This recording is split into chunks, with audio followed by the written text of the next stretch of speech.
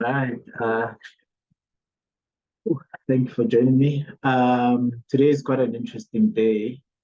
First of all, the topic for today, hopefully I'll keep it within an hour. Essentially, it's on what's this? Um, it's on a status that I saw of a friend that said, shout out Remo.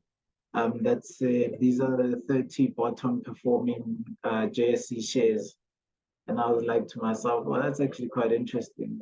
Um, and I thought it would be good to then record a video on this and yeah, actually delve into some of the things that I always talk about when I say it's important to do your own research. So as I said, hopefully not more than 1 hour. After an hour, you can switch off and go do whatever else you need to do. Trust me, talking about shares is not that interesting, especially for you guys. For me, obviously, well, not really, but it's what I do, you know. A special mention to myself. I'm testing out a new microphone today. I'm testing out music in the background. So if you hear it, just give it a thumbs up, give it a shout out. Let me know in the comment section what you think of it. Hopefully, it doesn't distort the sound too much, because the last thing you'd want is to take away from my beautiful voice, accent aside. Yeah, some of you may know I have indicated that I've got accent issues. And then an even better addition, check this out. Look at the lighting.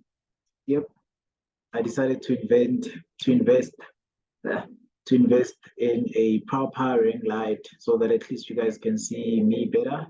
And then also just so that we can enhance some of these things, one of the things I don't want to take for granted is the ability to produce quality content. But I'm a finance person. I'm not a YouTuber. I'm not really into this platform, that sort of thing.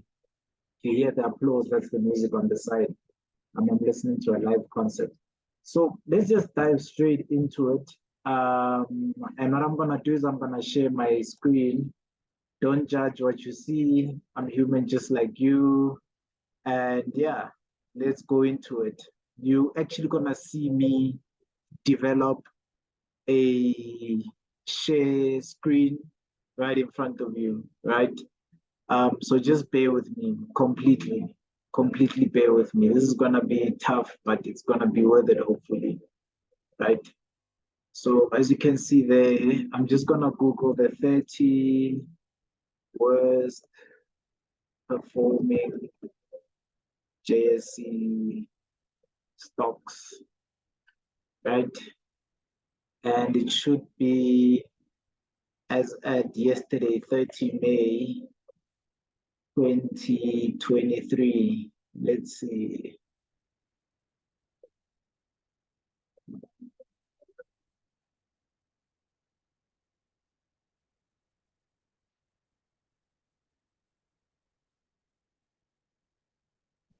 Let's see. 30 May 2023. It'd actually be interesting to even get Remo. Remo, comment that chief. No, block my location. The reason why I get a comment is because I saw this on your status and now for some reason I can't seem to find it. But it's fine. We'll pick any 30. There we go. 30 worst performing JSE stocks, 30 May. No, not predictions. Okay, let's see this Mail and Guardian article, even though it says 19 Jan 2023. Nah, let's do this one. Just gonna have to bear with me. On my side, the music sounds really loud, but as I said, I'm gonna leave it on. And the reason I'm gonna leave it on is because I want you guys to give me that feedback of how bad was the music in the background. I'll just turn it down if I feel as if I'm competing with it. Um,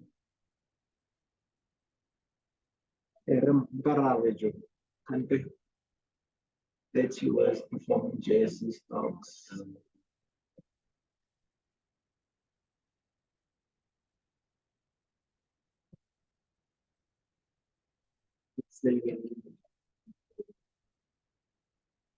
I don't normally money way for business day live with people. Okay, there we go. No, but it says to end. Primo.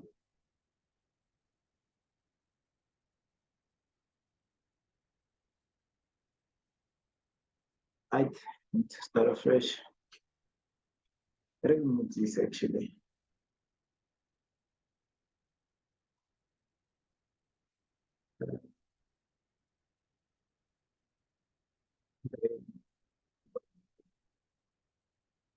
Remove. All right. I'm just gonna pause the video here and then come back to it.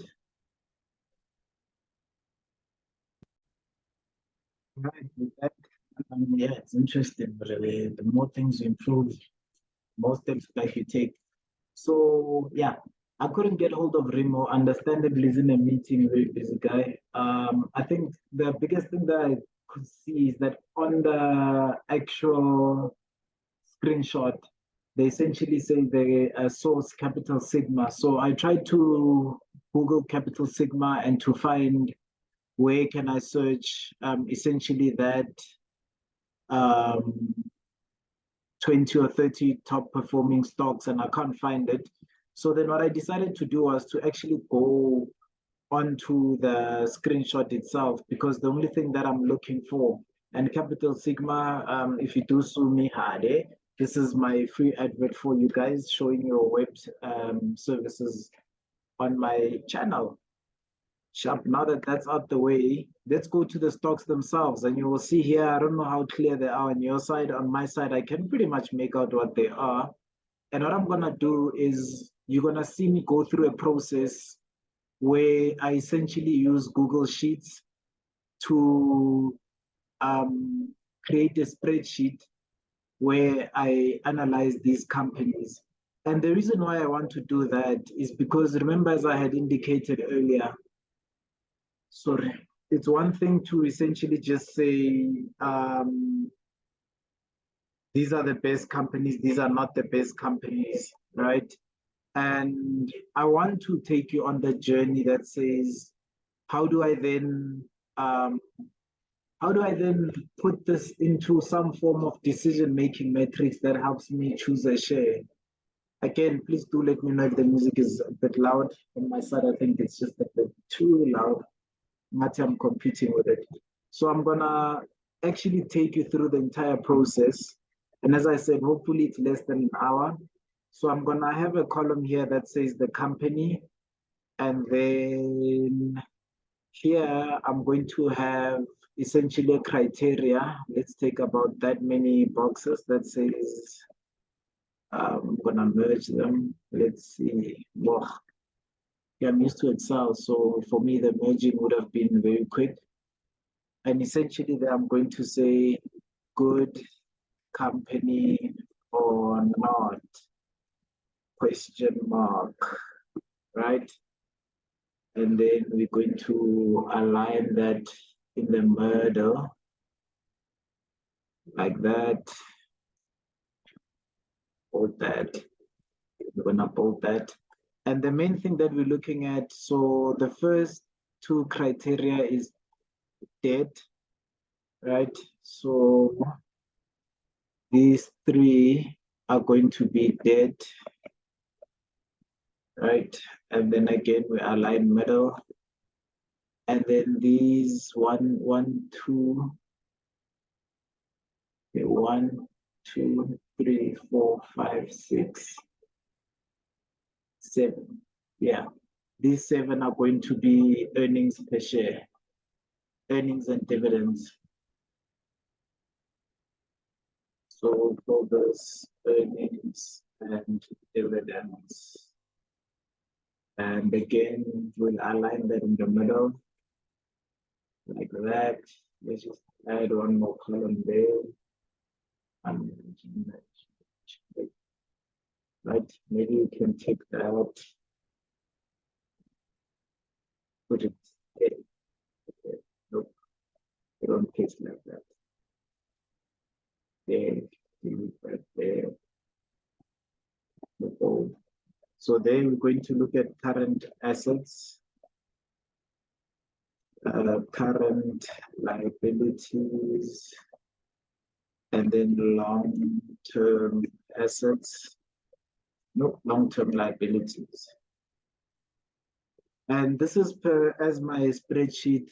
I will show you which spreadsheet I'm talking about.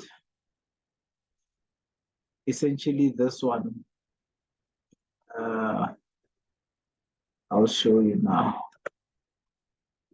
If you Google Finance Hut, Google search, and then you go to your mouth is talking, your mouth is moving, but there's nothing coming out. Wait for it to load.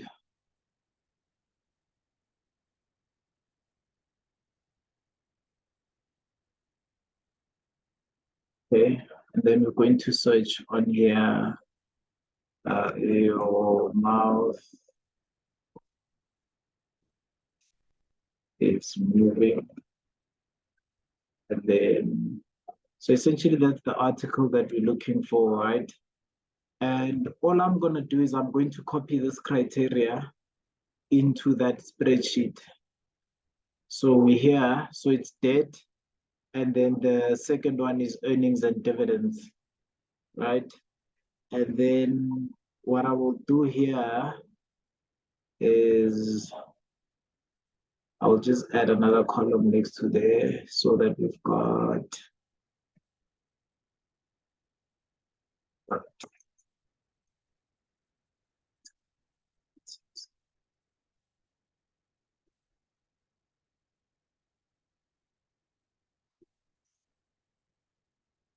in there. We'll say, is it good? Not. Question mark. They will say year one, which is the latest year. So essentially these are for financials, latest year. And remember, this is under earnings and dividends. Then we'll say year two. Just bear with me, guys. I'm working through it with you guys. Year three, year four, year five, year six, then we say year seven. All right. So this is just going to collect the earnings and the dividends for that particular year, right? Earnings, dividends. So I will do earnings in one line and then dividends in another line, right? So I'll say earnings, then I will say dividends. By the time we get to this point here, let's see if I can add a column. See what it does.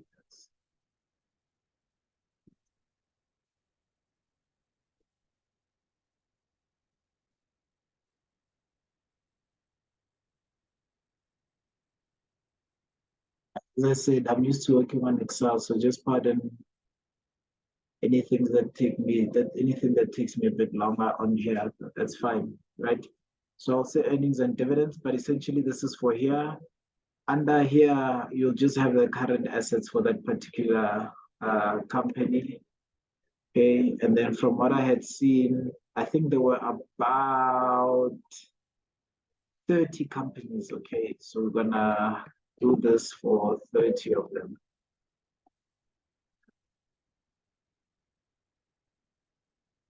So how many? 1, 2, 3, 4, 5, 6, 7, 8, 9, 10. All right, and then now we can copy all 10. Then paste. Control C, Control V, so that gives us 20, and then that gives us 30. All right, so now I've essentially structured my working paper so that I will be able to analyze all 30 companies, and then I'll be able to analyze them in terms of debt, and then in terms of earnings and dividends, and then decide whether they're a good company or not. You'll immediately see that I've left out the price so far, And that's because, as I've spoken before in previous platforms engagements, the price doesn't matter up until you've done this exercise. So you'll see that I don't look at the share price right up until I am ready to decide whether it's a good company or not. I'm just gonna add boxes there so that it's easy to read. And then I'm just going to highlight this one so that we can know that this is essentially where we are going to proceed or not proceed. I'll call it proceed or not proceed. That's the, okay, let's put conditional formatting. The default is green. And let's say if any of the following cells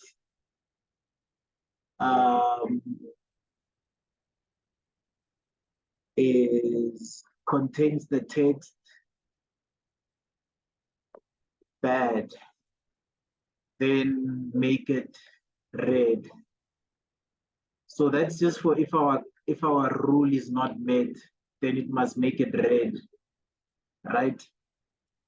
Done. And then we can add another rule and we say those same cells, we say if it contains the text that this is good, then make it green and then say done. Okay, let's see if that's gonna work. So what we're gonna do is we're gonna say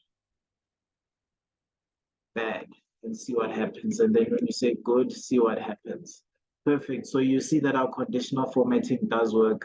I just like working with color, and that's because when you work with color, it essentially allows you to just take one look and see that we're good or we're not good. Okay. So I've got conditional formatting for that cell. That's for this one.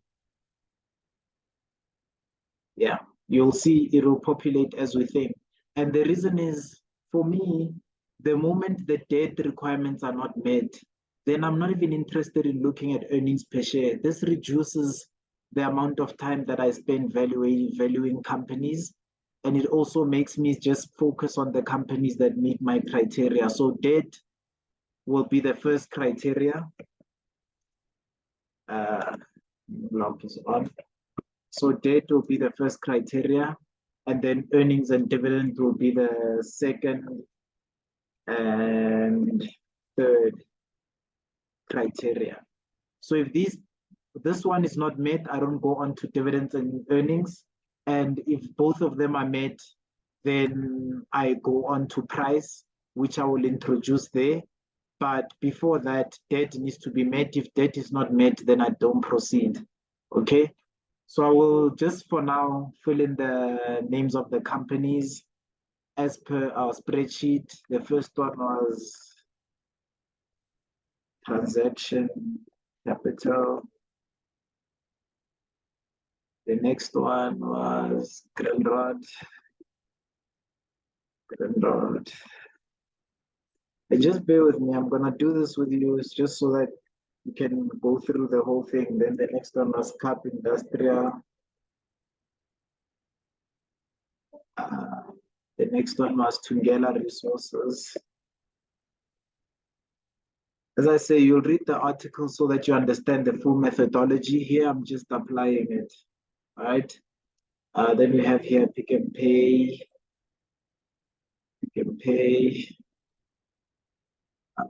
Then we have Pepco Holdings. And as I stated earlier, these are the best or worst performing companies. I had a problem with that label because I preferred they say these are the best or worst run companies, because it doesn't, in the short term, it doesn't help to just say these are the companies that have done good or done well. You know, in good years, you would obviously want to be happy that you have that company, but in bad years, that's the time that you should be buying more shares of that company.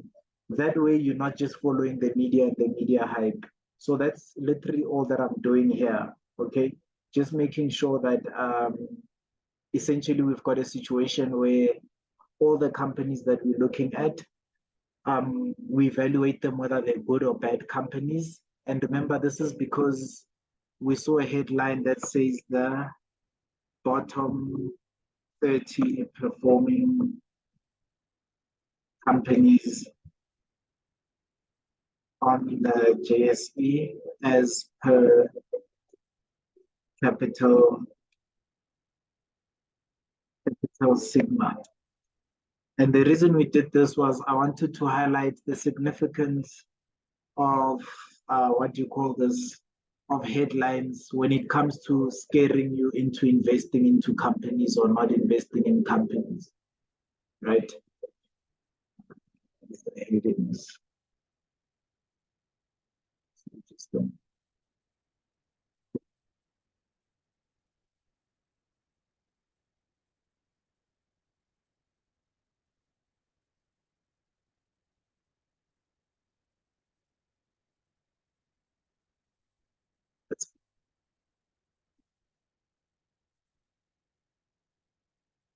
You'll see that I like to use a lot of color. And the reason I use a lot of color is because that just helps me be better able to read documents. I don't like documents that are difficult to read, especially if the document is difficult to read because of things that are outside of our control or in our control. So I like to fix that upfront.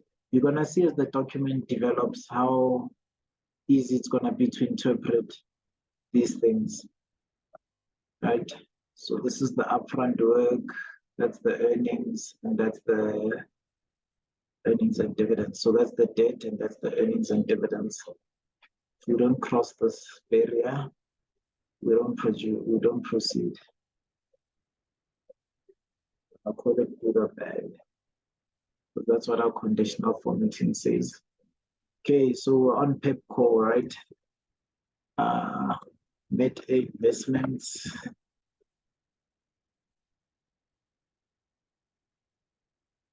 And however long it takes me to produce the spreadsheet, you then get to see that this is why most people don't do this exercise, and as a result don't deserve the returns that you deserve, because it's not nice to do this manually. So this is more talk renewables. Also some key rules, you'll see that I've got earnings and dividends for 5 years. So if a company hasn't been trading for 5 years, it's automatically gonna be kicked out to label telecoms. So you'll see I have all these hacks, and the reason is you're managing your own money. So you don't want to be in a situation where you're making excuses for a company, and then when you lose money, you call it investing is risky. I want you to be comfortable that if you have done this exercise, you know that the companies that you are investing in, number one, they've taken your time, but number two, you have done the work on them, and you're comfortable that it's a bad company, doesn't deserve your time or doesn't deserve your money. Some of them, for example, you'll see banks and insurance companies, I try stay away from them. So please don't come for me when you see that you see that I've left out your faves. And that's because by design, they're a lot more difficult to value, and they're a lot more prone to specialization, and you're not trying to invest in something that you can't value to begin with. But besides value, you don't want to invest in something that you don't understand. You'll see from the spreadsheet, the more complete we get with it, that there's easy ways to make money without even confusing yourself. Okay, so on Altron, I've seen a number of people read the biography of the gentleman. I think it's a good company. Just in terms of how they're trying to turn around and the story that they're trying to tell, the finances will obviously tell me whether they're a good company or not. Tiger Brands, those of you that did Jungle Oats, I'm one of them. This is one of my favorite companies, but we'll see if it has the right to be my favorite company, or the fundamentals have changed so much that it has made this list. The next one is Exaro Resources. Exaro, how do you spell it? I'm gonna take a chance. Leave it off one. It's that one. So yeah, I can't see too clear, so I leave it as that. I know another favorite is this game, ladies. Why about this game? So, is it convenience?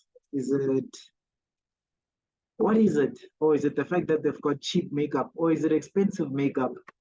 I don't know. Tell me in the comment section why you like this game so much. Mr. Price Group, I love this one. Besides just cheap clothes, the fact that they deal with a lot of cash and the fact that they cater for almost anything that you want. Mr. Price Home, my God.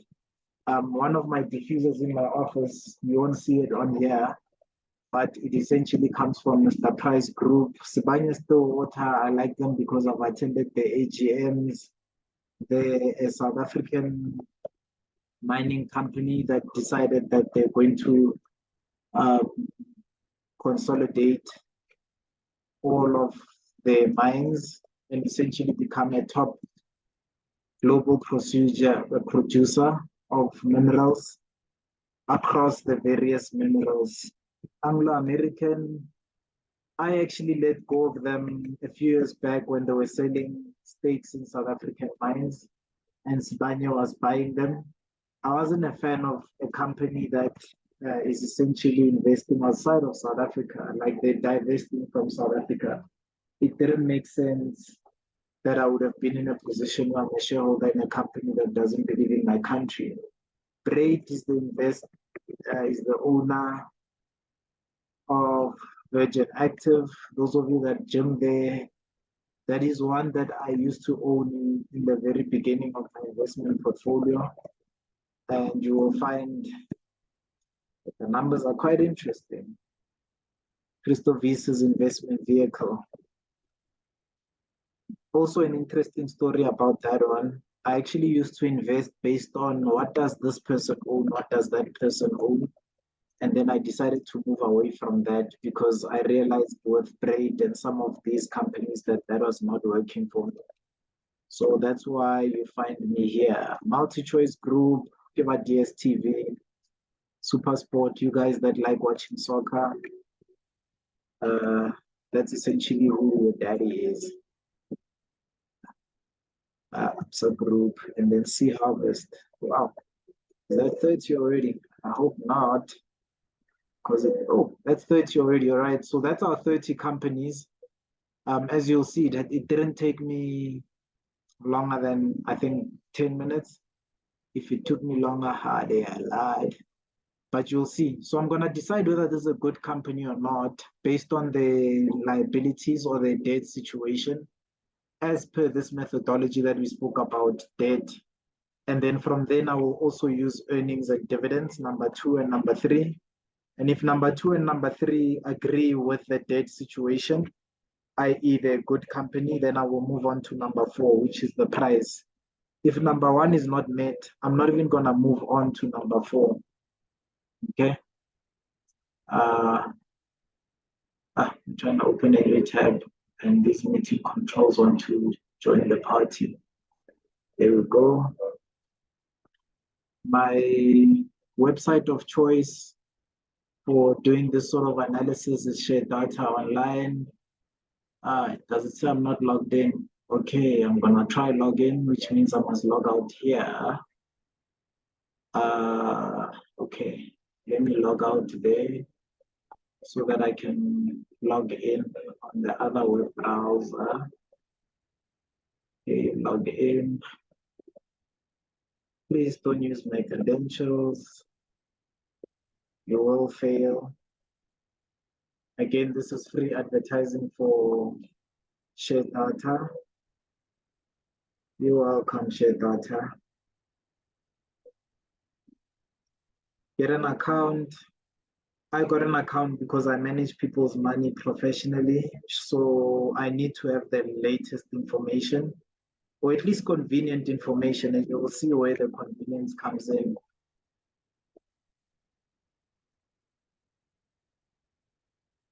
Okay, again, should work. There we go. We logged in as Chairman Mo. I'll save password so that in the future you guys don't see me type in my details. And I'm gonna jump straight into it. I'm gonna go to the first company. If I remember correctly, I'll just open it on my phone so that it's easier for me to keep track. Okay, so we go there. First company was Transaction Capital. Transaction Capital, those that have been following my statuses, this is where the rubber hits the road. I know I've said this is a good company and this was for other reasons. Now we are actually doing the valuation. So we're gonna start with the debt situation.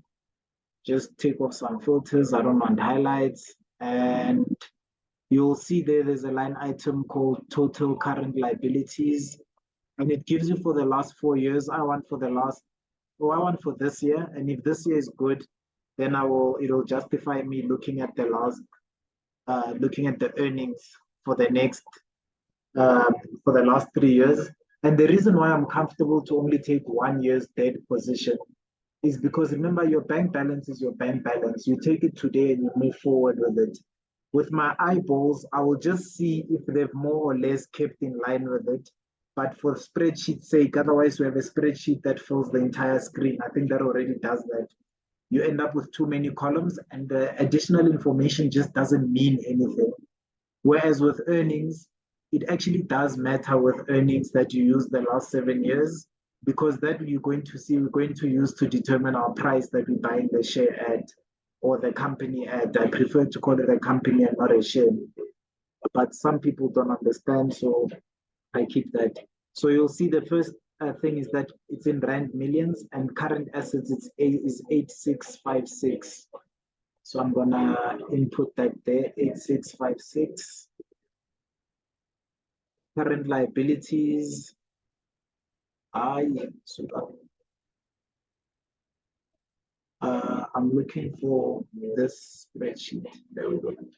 Current liabilities are 2716. Okay, I see what's the challenge. 2716. And then we're gonna look at long-term liabilities. As soon as that moves, long-term liabilities are 28046. I'll get used to this, 28046, right? So we can already tell that current assets divided by current liabilities is more than 2-to-1, so that's good. But very important that also must be made for debt is that current assets must also be better than long-term liabilities. And we can already see that 28 divided by 8.6 is already way more than 1-to-1. You'll see that the requirement that we're looking for from the spreadsheet is that current must be 2-to-1, and then long-term must be 1-to-1, right? That's what we're looking for. And in this case, we can already tell that the long-term assets are the ones that get us out. The current liabilities were fine, but if one of the criteria is not met, this is bad. And already there, I think it already shows what is bad. So I can already say that I'm not gonna do the rest of that exercise because I already know that it doesn't meet my criteria. And we move on to the next company, Grindrod. Okay, what I'm gonna do is I'm just gonna take this out so that it's a separate tab, so that when I press Alt tab, it can essentially jump between spaces. Otherwise, we're gonna have the same problem over and over. So we're on Grindrod. And this is a manual process, as I said. And this is where most people, Grindrod, there we go. Most people actually get lost in the investment process. It's too hard, it's too this. I think it's because it's repetitive, not that it's too hard, you know? So the current assets for Grindrod is, actually I can even do this. I can have the screen side by side. and the second screen can be that one. So current assets, I'm just gonna hide those, is 44357. Current liabilities is 2827. We can already tell that the ratio is not talking, 1818. So you can already tell that 43 divided by that. I'm even gonna use a calculator because it's a very close one. We say 4357 divided by 2827, and we get 1.54. Remember, we're looking for 2 to 1 and not anything less than that. So that's already bad. And we already then know that we kick this out of our criteria. Okay. I'll fix that. But essentially, that's already bad. The long-term liabilities are good. So we're just going to mark that green. Not now, actually, because I'm sharing screen. So then I've decided that it's going to be fill to autofill. So I'll just keep paint format. Okay. But yeah, that was not 2 to 1. So we're not going to make any exceptions. We're going to skip that. So that automatically saves us from doing this. I know at this point, you've got lecturers, academics that are screaming, no, you can't do that. It needs to be industry specific. What if that's fine for the industry? And remember, I'll repeat, right? You're investing your own money. So if the criteria is not met, it's not met. I have seen construction companies, Murray and Roberts at one point in time, that met the criteria. And because we're first going through a filtering exercise, you just want to make sure that essentially, at first glance, you only are investing in the best of the best companies. And only when you don't have any more companies can you come back to things like looking at, was I perhaps too harsh there or not? But until then, I say apply the criteria strictly. And then only when the strict criteria doesn't give you anything, you can decide to give any leeway. But it's your hard-earned money that you're investing, and you don't want to be in a position where you're getting people off the hook, and then down the line you say investing is risky. All right. I do agree that Greenrod that was a bit harsh, but let's see down the line. And if down the line the numbers start to make sense, then we will follow those numbers. But if they don't, unfortunately, as a custodian of my own money, I have to apply the strictest criteria possible. We then go to GAP Industrial.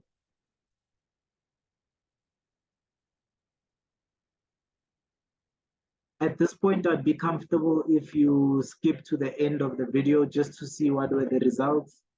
For the sake of the live recording, I'm just going to continue company by company for everyone. If my music is audible, I think you'll just follow and enjoy. If you don't like my taste in music, just let me know. I don't think I will change it because that's what makes me productive. But yeah, that's essentially where we are. So we know that that already is kicked out. Shame. That's a company that I had hoped for because I know a lot of analysts that like it. But I'm sorry, then we come to Tungela Resources. This has trended quite a lot on Twitter. My Twitter people, are you holding your thumbs? $8 says on now. First of all, I can already tell you it's been trading less than 3 years. So I'm definitely not going to invest in it. But let's just see if the current asset situation does at least say that they warrant a look in much later down the line. For billions, this is quite a lot of money, 23,798 billion. Okay. So current assets, or current liabilities, 5349. This is an interesting one. It actually is a good company. So it meets our criteria, so we'll keep that, right?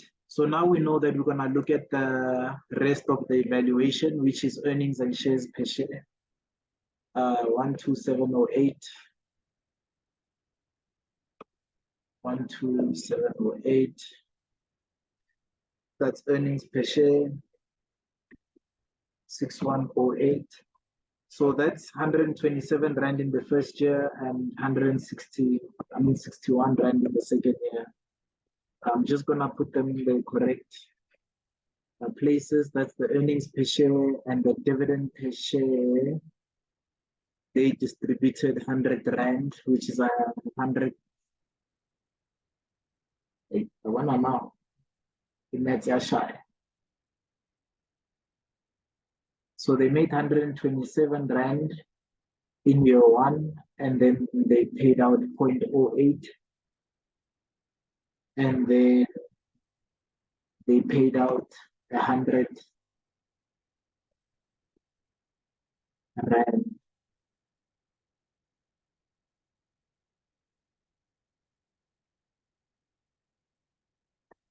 in dividends.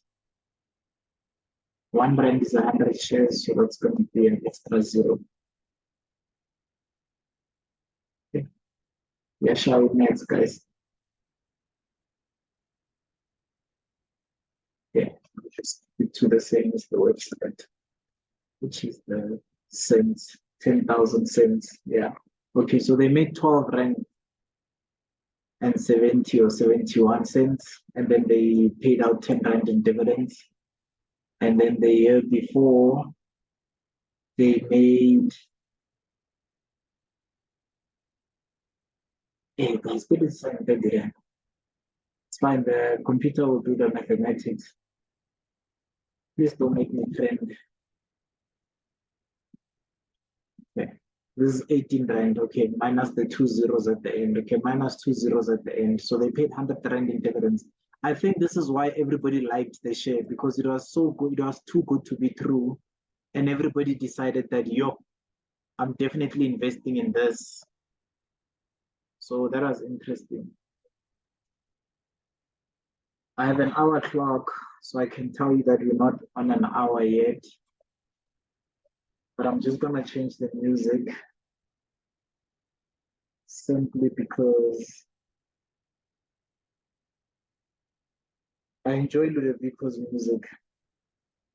I can work to him and I can hear that this one is famous. Those of you that are fans of football, you will know the song because they normally put it behind Mourinho quotations. Like you'll be there watching TV and then they're quoting Jose Mourinho using this.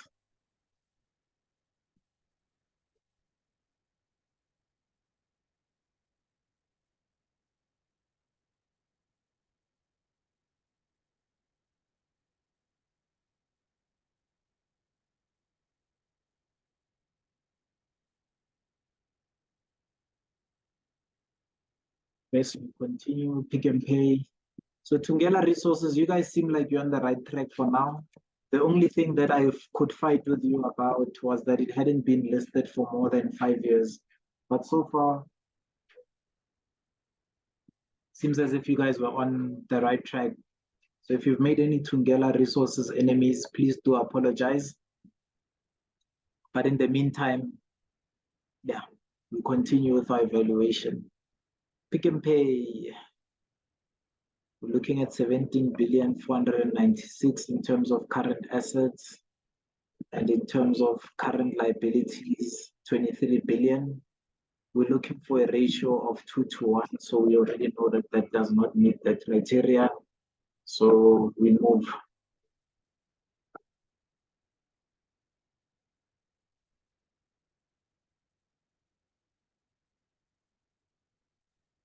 And those of you that are sitting there thinking, Pick and Pay is a bad company, but Pick and Pay is going nowhere. I never said Pick and Pay is a bad company. I said it's a bad company for the sake of your investment. If you invest in Pick and Pay, you're not going to sleep at night. And that's because whatever comes afterwards, the share price is always going to fluctuate very drastically. Remember, that's the effect that buying companies with high debt has on your investment portfolio.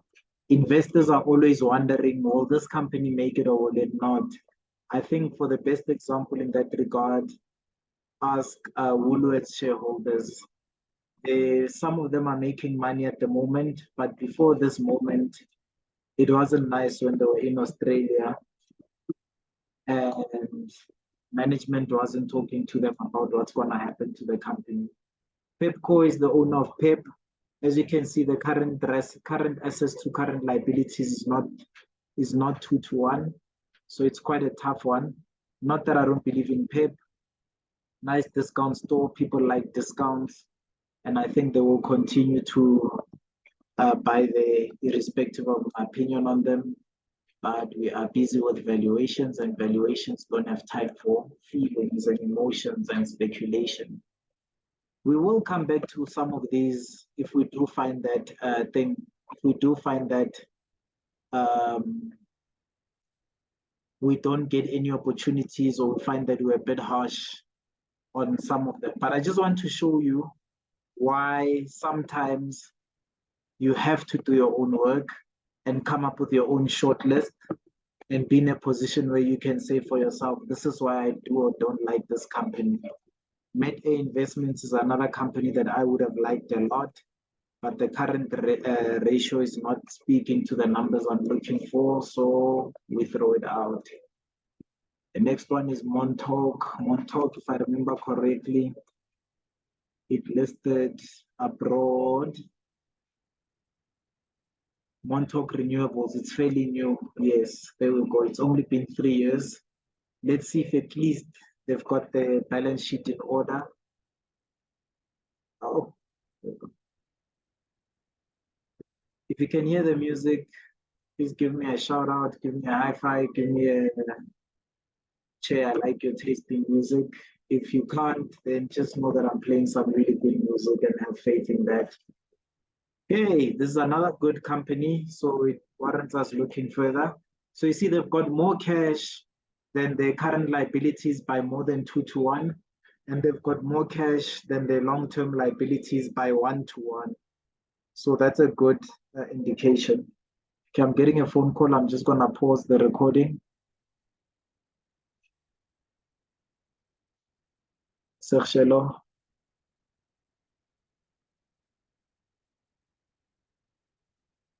I'm well yourself.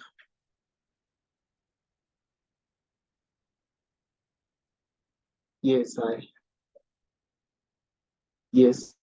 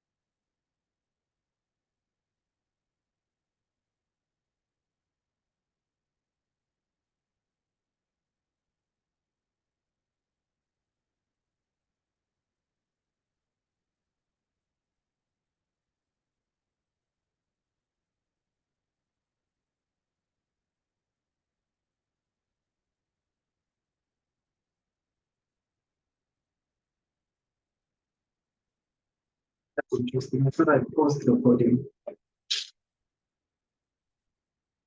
Yeah, I'm sorry, guys. I think you're just gonna have to skip over that part now. And as you heard, it was a call from FNB. I thought I'd pause the recording so that I can take the call. Clearly not. Hopefully, I didn't say anything else that was untoward in that on that call. try to be nice, but sometimes, people push you. So here now with this company that's got a good balance sheet, we're now looking for earnings and dividend information. And I can already tell you where they kick themselves out is that they have a loss in this year. And I don't like companies that have got losses. They've made it this far, so I will still fill in the information that I can fill in. But I can tell you I don't invest in companies that have made losses unless I already hold the shares. Then I write out the losses.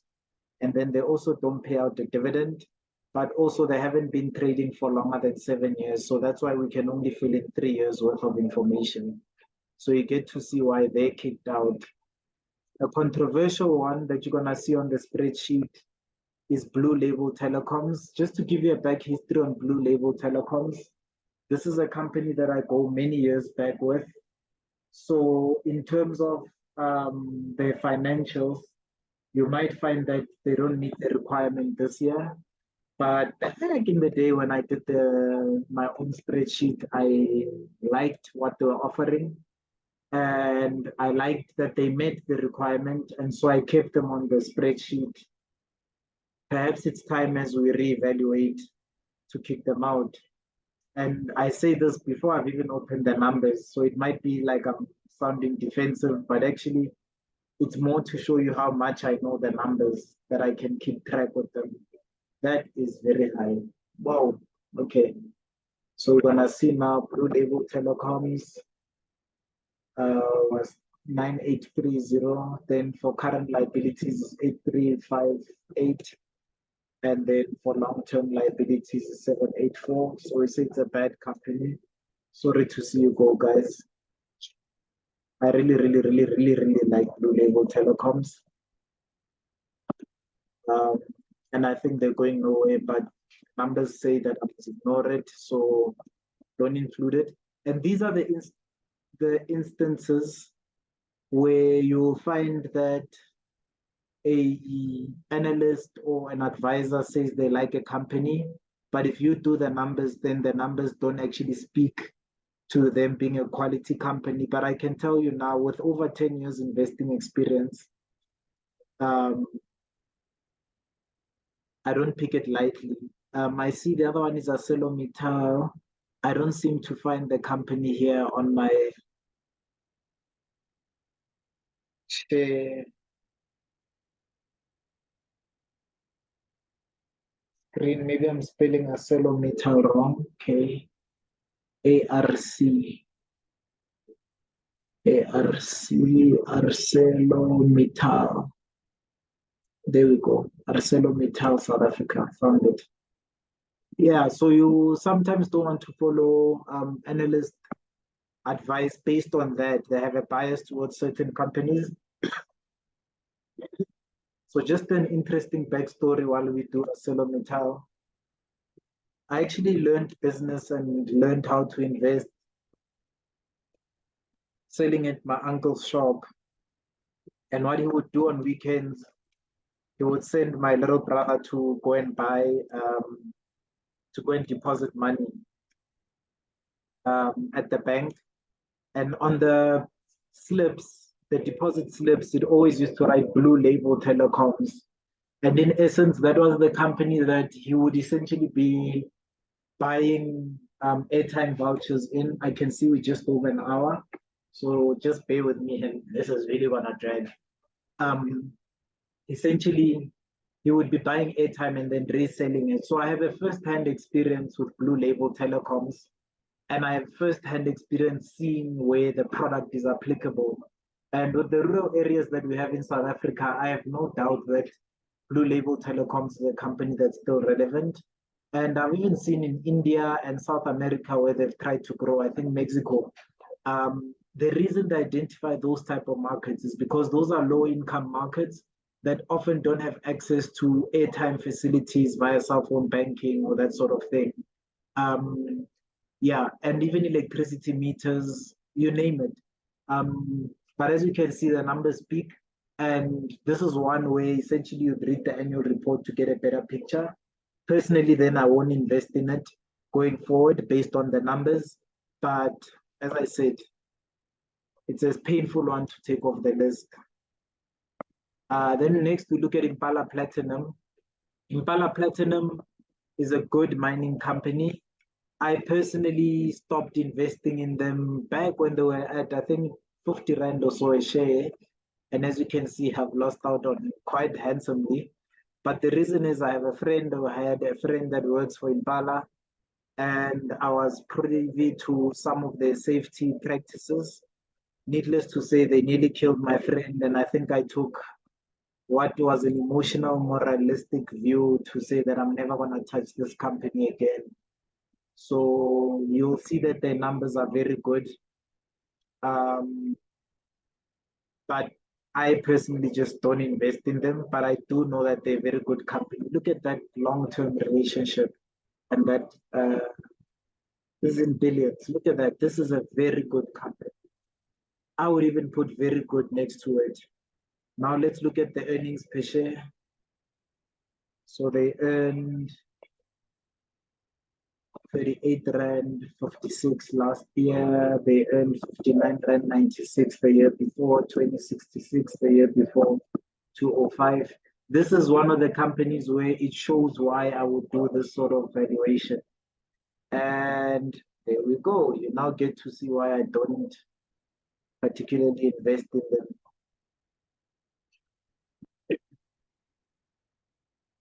But these numbers aside, as I said, it was that ethical issue.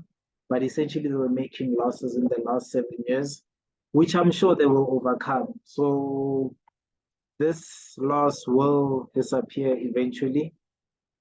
It just so happens that at this point there was a loss, and there's nothing we can do about that.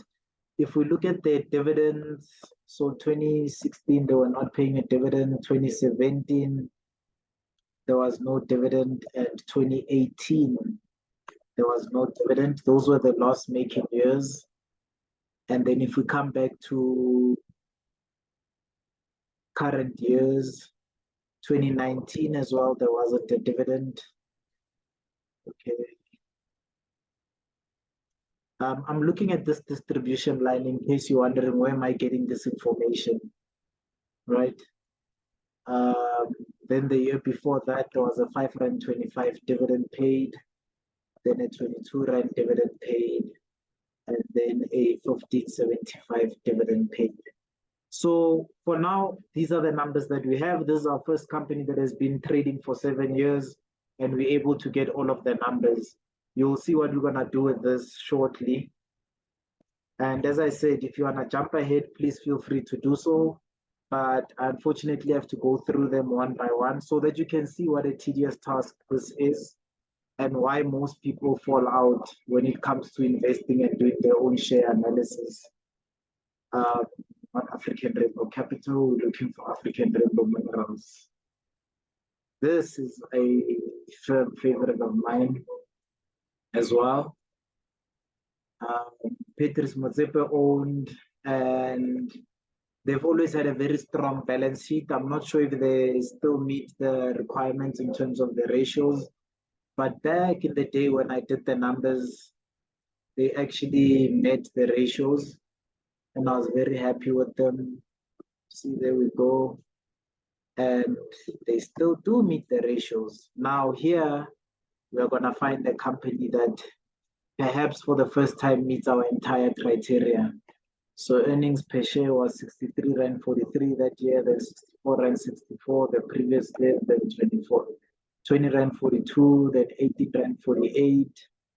Then if we go to the years before that, it was 23.93. Oh, sorry, 23.93. 7 Rand 23, and then we had a loss of 2 Rand 65. You see, this is a situation where maybe I may forgive that loss, and you will see why. For example, the headline earnings is not in a loss position, it's the earnings per share.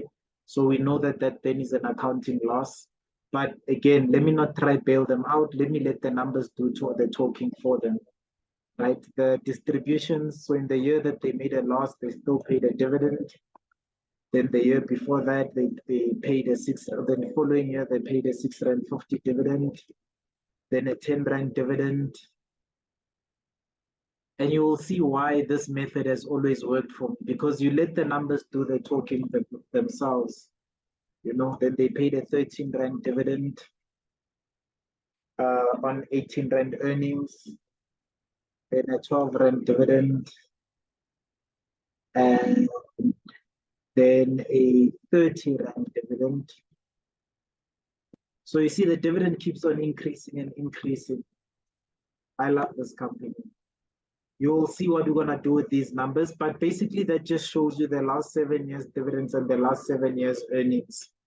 Capitec, I said we're gonna leave out because it's a bank, but let me just show you for interest sake why I leave out banks, financial institutions, right? If I say Capitec Bank, what you will get to see is that the numbers that we are traditionally looking for, so current assets and current liabilities, don't exist. So do you see what they have? They just have liabilities, and then they have trade and investment securities, then they have advances and loans, such that it becomes difficult to determine what is current and what is non-current liabilities. And it becomes difficult to also determine essentially what's their financial position. So I normally say, because you're investing your hard-earned money, just leave them out, and you will see that there are enough other opportunities in the markets for you to be able to invest in without investing in banks. Then if I go to equities, property, I traditionally don't like properties, and that's just because by design, properties will have long-term liabilities, right? Equities, property fund. And that's because they borrow a lot of money so that they can build buildings. And that just gives them a bad balance sheet. The only company that I've seen that has got a good balance sheet, even while borrowing money, was Baldwin. And unfortunately, it's not one of the bottom performers. Might be because of criteria, but essentially that's why. So you see, already the current liabilities don't meet the requirement, and the long-term liabilities, I think, should be up here. Long-term liabilities, there we go, 7713. So you can see that that already doesn't get met. So then we say bad, and then we rule them out. And we continue this process. It is a tedious process, as I've said, but that's what entitles you to better returns than most people. And you'll see, so far we've got one company, and even then they had a loss in year, what year was it? Year 7. That's African Rainbow Minerals, and we'll see how to deal with that loss. So we go very, very far. And as I said, this is what is tiring about this exercise, the fact that you're doing it one company at a time, and there's no shortcut to it. 7687, so redefine, we can already tell, does not meet the criteria. Long-term liabilities of 33,737. Yes, like imagine having to pay off liabilities of that much compared to your cash on hand. I would freak out. And that's what you're doing when you buy companies that have got bad balance sheets. All right. Outron, as I said, it's a darling for you guys because you've read the book by I think it's not, is it Dikgang Moseneke? I don't remember. The gentleman that wrote the book about how he turned Outron around. Let's see if he really did turn it around. And we look at the balance sheet. This also speaks to that saying where people say, but what about the quality of management?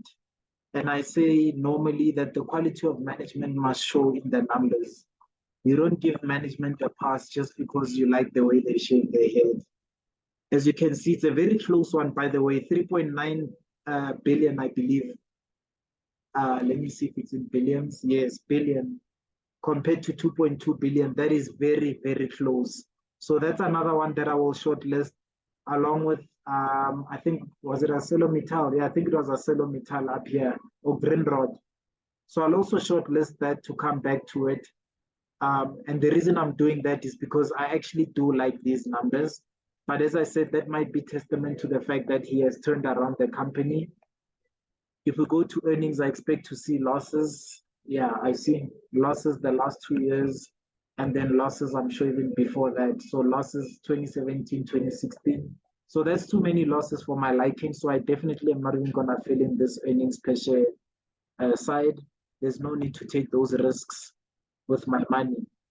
Tiger Brands, I love Tiger Brands as a company. As stated earlier, the numbers may have moved because I've been doing this a bit longer than today, but nothing is immune from scrutiny. Tiger Brands, and there we go, JSE. Show me cash flow items and don't just give me highlights. So the current assets are 12,403, 12,403. So we know we're on company number 17 because I posted a status about it. Let's see if it redeems me. Current liabilities, so 7,436. So we can already see that that is not meeting the criteria. But as I said, it's one of those companies that are so close that I'm willing to make an exception. Please don't make an exception in your portfolio. This is, as I always will keep on saying, it's because, what's this? There are more than enough good shares to invest in. I think if I do the ratio of 12,403 divided by 7,436, so 1.667, so even better than Greenrod up there. And you will see that in the prior years, the liabilities were a lot smaller. So that's why in the prior years, they actually could meet my criteria. So you can see, for example, in this year where 505 is compared to 10,618, that was a good year. And I could invest in the company for that reason. So it's not that I'm being hypocritical or any of that stuff. And then you can see the earnings are very good. But unfortunately for today's installment, they don't get to make it on the companies that we shortlist. Resilient is a property company, and I can bet top dollar that they don't meet the requirements. So with the property ones, what I would do is I would own them in a REIT structure, and normally, or not a REIT structure, in a tax-free savings structure. And what you essentially are doing there is that you are buying all of them in one box, so that when one does fail, you don't lose all of your money. My God, the liabilities are so huge. Look at that, 10 times and 30 times. How are they gonna pay this back? Oh, I don't wish to be their shareholder or to be their what do you call this? Not just shareholder, but their management. Because how do you explain that to shareholders? Exaro is a favorite of a friend of mine. Let's see if they meet the criteria. I really do hope they do, because I've got friends that actually work there. And it would be nice to hold the share finally on reasonable grounds. If they do meet the criteria, finally. So this is a good company which has earned us the right to look at the earnings per share. Earnings per share 5713. So 57 rand 13, 51 rand 28, 29 rand 02, 39 rand 08.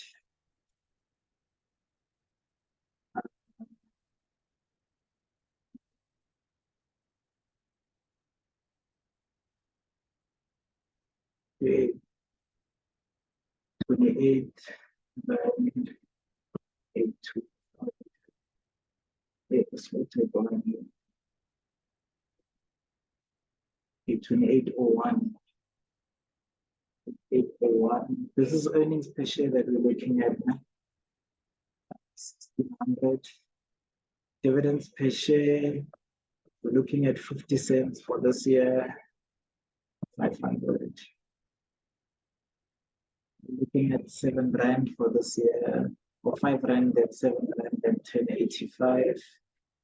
Then the preceding years, you'll see that South African mines tend to be doing well, and that is why they say we're a mining economy. 1430. And I think what normally kicks Exaro out of my share portfolios is right at the end. You'll see that they just have always remained too expensive for me to hold as a share. So it's a good company, very good company. So as you can see, no losses. They pay dividends that are equivalent almost to half of their earnings or 33% of their earnings. So this is a very, very good company. I'll show you what to do with it in the end. This game, the ladies are gonna hate me for this one, but it's time to finally face the truth, what I think about this company, this game, or at least why I seem to be a hater when it comes to this company. Firstly, the valuation is just too high. They're too risky in terms of the balance sheet. And in terms of the earnings, they don't justify the amount of money that some of you guys pay in shares to buy this company. And I will wait, you know, I will wait. So there you see the current assets kick it out already. So that's already a bad company. But for the sake of you guys, I'm actually going to continue and do the earnings per share and the dividends per share. And the reason I do it for this game is because some of you guys are so loyal to it that you actually don't get to see that the numbers don't make sense at all. So you see, I can already tell you now that I wouldn't be paying more than 7 Rand for this share. And some of you guys are so stubborn when you hold this game that, yo, I don't know how I'm gonna get you out of it, but it's okay. Remember, the market will always give you an opportunity to buy your share at the required price. There will come a day when this game is going through it and they are essentially valued at something much closer to what they deserve to be valued at. If we look at the dividends 7.35, then 31 cents, then 34 cents. So this is a very expensive share. For the type of earnings that they make, I don't see how you're gonna get your money back. 12.79 cents, 31.10 cents. Oh, come on. 12.79 cents, 31.1 cents.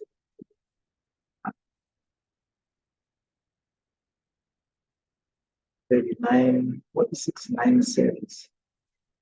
Tell me in the comments how you guys think you're gonna make your money back with this game. Normally, if I use a 10% return, that's 10 Rand, that's 10 Rand, that's 7 Rand, that's 6 Rand 90, that's 8 Rand 30, that's 8 Rand, and that's about 7 Rand. And then that's 70 cents, 31. So I don't see how, even on a multiple of 10, how you expect to make your money back on this game. But as I say, I've seen much riskier prepositions. And I think the numbers will show you now why I stay away from this game. So we value Mr. Price. Just bear with me if you feel as if the time is dragging. As I said, you're welcome to fast forward to the end when the spreadsheet is complete, and you will get to see why I love the companies that I do love. Mr. Price. Mr. Price, as you can see, meets the criteria. This is one of my favorite companies. The only reason that I sometimes don't hold it is because it is sometimes too expensive for portfolios. It has dropped drastically and I haven't complained. And the reason I've enjoyed the drop is because it has brought it somewhere closer to what I would like to buy it at. But we are going to calculate that.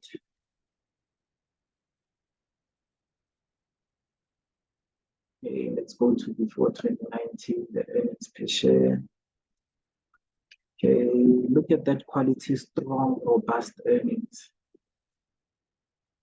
1046. That's where we stop with Mr. Price. The dividends per share. So they paid a 6 Rand 67. 0.67. Dividend 6 Rand 67. 6 Rand 67. 6 Rand 93.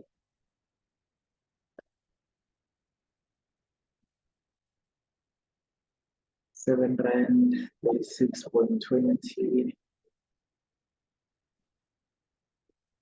This was a COVID year where they paid a R3 dividend. Then they came back and paid a R3.72, I mean a R6.72.80. Then the last year, oh, what am I missing? Oh, shit, I haven't been typing. So they paid R7.36.20, then R3.11.40, then R6.72.80, and R8.30. And then there you have it. That's essentially the earnings and dividends of Mr. Price. Another good company that I really do like. One that I've fallen in love with lately, and as I stated further up there when we're talking about Anglo-American or further down there, was Sibanye Stillwaters. Yeah, people are going to fight with me on this one. But you will see that again, it's the same methodology. I follow balance sheet, then I follow, I see, there we go. I follow balance sheet, then I follow the earnings, and earnings is where it gets kicked out. But for me, that has been tracking this company for a long time. The reason I'm so bullish on Sibanye is because, remember, they were a new entrant to the market, I think 2015. And then they've just grown and grown and grown phenomenally as a company, not as a share. The share has obviously fluctuated. And as a result, that is why you see that most people tend to stay away from it. But I foresee, and you'll see the numbers will show you that they've had growing earnings and dividends. Right, so we're coming to earnings per share. So you see that it meets the criteria in terms of short-term and long-term dividends. That 2-to-1 ratio that we're looking for, and that 1-to-1 ratio that we're looking for. And then now you get to see in terms of earnings, what's happening. As I said, before 2019, they were loss-making, and the reason they were loss-making is because they were new and they were making acquisitions left, right, and center. Obviously, that sounds like an excuse for now. And I'm comfortable with that because this was actually one of the few companies that have managed to ride it out. So in the loss-making years, you see that they essentially are not distributing anything. But if you read the annual report, you'll be quite impressed that they actually have been very consistent in what they're trying to do. And the more they keep on doing that, the more you're going to keep on getting a good return on your money. But as I said, the numbers will do the talking. Today, I'm not a spokesman for any one company. Let me go to SA Corporate. SA Corporate. Guys, can this video please not take 2 hours? I don't think I have 2 hours in.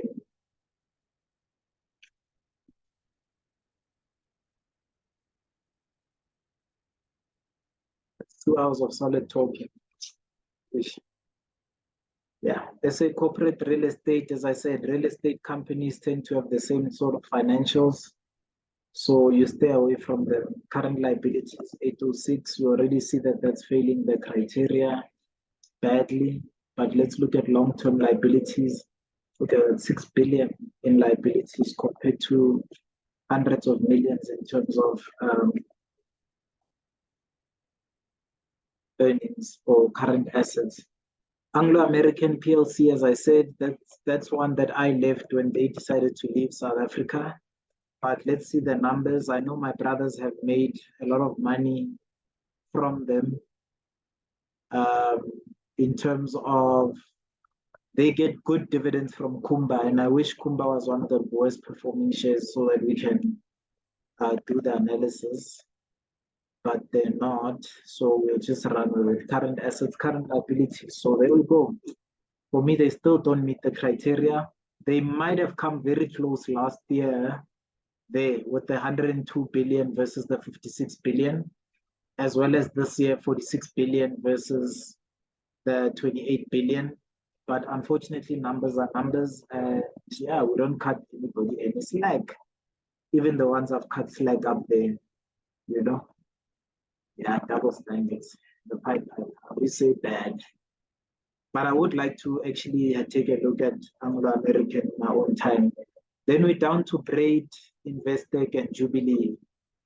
Braid, as I said, they're the owners of Virgin Active. Let's see how they fare on this methodology. Braid SE. I'm sure most of you are shocked that so many companies don't meet the requirements. And I'll repeat to you, right? This is a list of the worst performing companies this year. And you just want to make sure current assets are 2 million. No, you're not gonna make it. It's a chance. I can bet my left cheek. Current liabilities of 77 million. There you go. You're crazy. And then 2.6 billion in long-term liabilities. Guys that gym at Virgin Active, are you sure your membership fees are safe? Sure.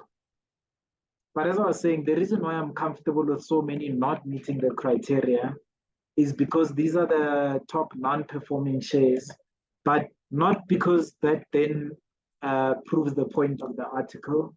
Investec PLC, JSE Property Fund. There we go. Investec Property. But because of the reason, I also tend to stay away from debt, because when things are good, then debt seems to be good. But when things are bad, then things turn to be bad. I mean, you'll remember with Pick n Pay up there, one would have wondered, why would Pick n Pay be a bad company? But now you get to see a bad investment, not a bad company. Please forgive me. It's just for investment purposes. This is what I strictly define as a bad company. A company that doesn't manage their debt well, and then a company that doesn't generate a good return. So when Investec Property Fund, and as I said, if you're bored by now, please do ask, Chair, where can we give you money because you are thorough in this thing? Now would have stepped out long ago. But essentially, this is where you get to see again, as I say, where a lot of people drop out because it's repetitive. It takes a lot of time over and over to type these numbers, right? And this is just so that we can come up with a short list of companies that we look into. We haven't even yet started reading the annual reports as per our prior video. I think that video is over here, this side, yeah. This side down here. I'll put it there for your reference at the end of this video. Those of you that jump to the end, you'll just see the video pop up and you won't know why it's popping up, but hey, this is why. All right, Jubilee. Jubilee is a mining company. Look at those current assets, actually. This is a very strong company. I never expected to see this. Okay, it's in Great British pounds, but I'm impressed so far. So they're going to lose out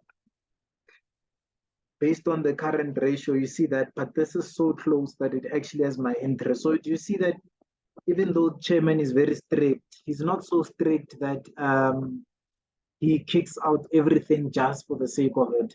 I think, in fact, they've earned the right for me to have a look even further if I would like to compromise on my methodology. Yeah, 1.79 is very high, you know. Let's see the earnings per share. Maybe they will justify why we should skip our methodology for this company. 18 cents, 8.75. Okay, the earnings seem to be very low. There we go. Hey, the methodology never disappoints.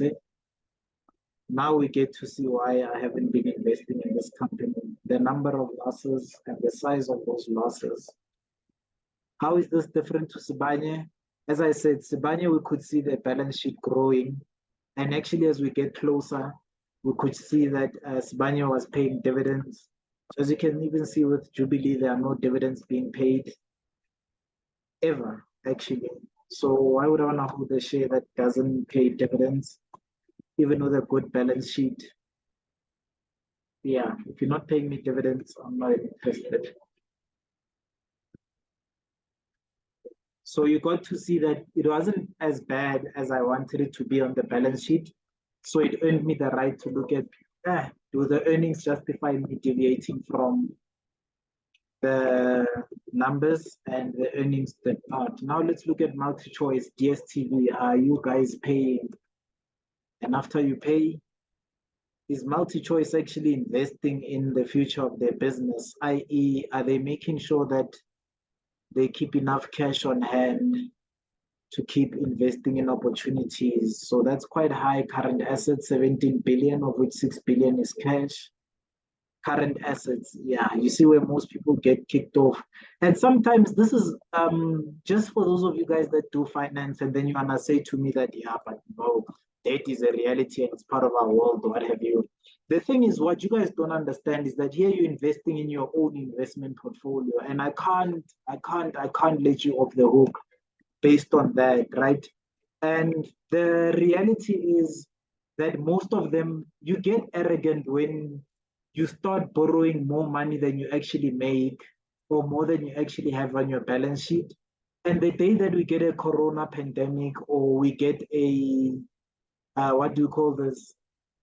A shock in the market, the reason why we cannot vouch for your company is because you've got so much debt that it becomes difficult for us to actually even back you up and sleep at night. So that's why I tend to be very strict with these criteria. Okay, there we go with ABSA. ABSA seems to have long-term the liabilities. Yeah, but you see, even them, they're bank, so they don't show very well short-term versus long-term liabilities. So you guys get to see why I leave them out. So they've got long-term liabilities of 9 million or 9 billion, but total liabilities are a trillion. So it's difficult to tell what's going on with the balance sheet of a bank or financial institution. So normally I just leave it out. We then get to our last share on the spreadsheet with quite a bit of time left over. Once we've accepted that we're going over the 2 hour mark and the music is still hitting because we're still able to focus, but you'll get to see where it becomes easy after you've done this exercise. And you will see the number of shares that I've actually managed to then distill down to this number of companies that we have. Now let's go to Sea Harvest, Discaftin Zabana, children's lunch boxes. I'm sure this is not rents per million. I'm sure this is just actual rents per thousand. So that's 2.2 billion that they have in current assets. 2286, 289.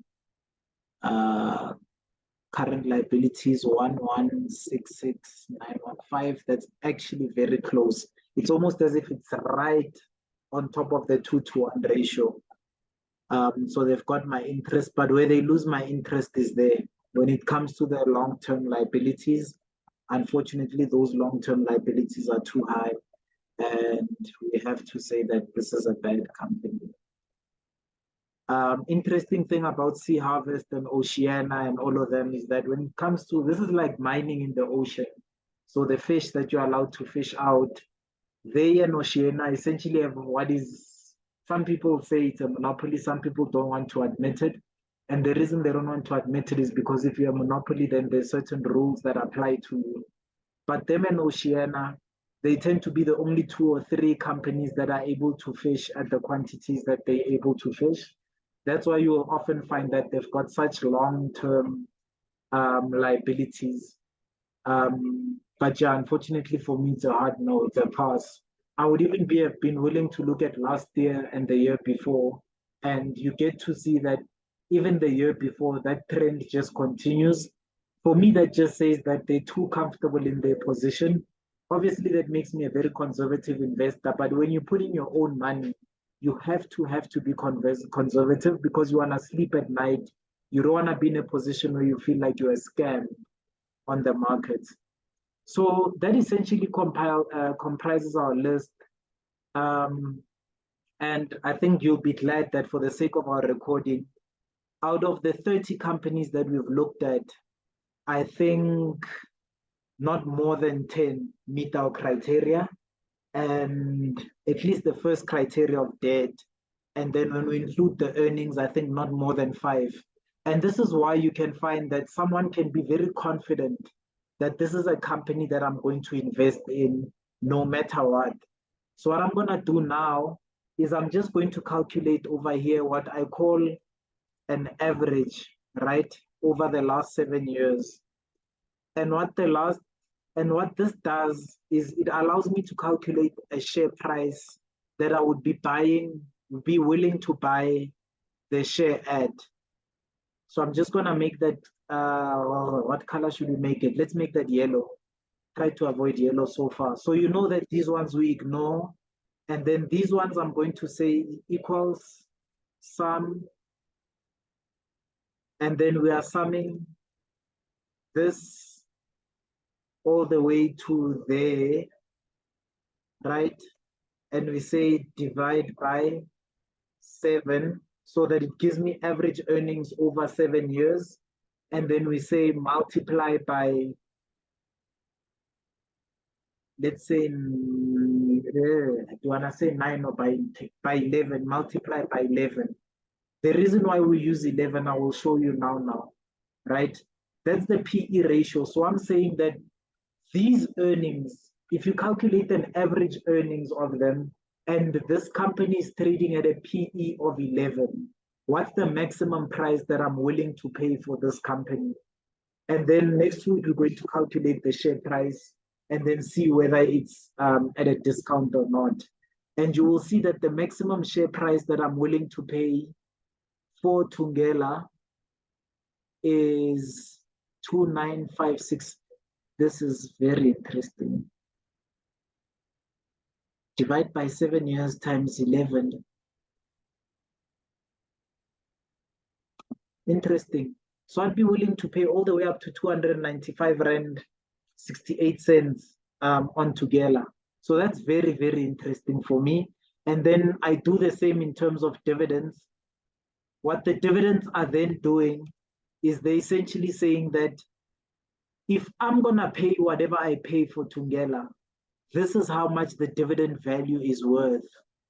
I think what I'm confused by is why it gives me such a high valuation. It says pay 185 Rand for the dividends of this company, but it's fine. My job right now is just to do the calculations, and we'll sort these out later.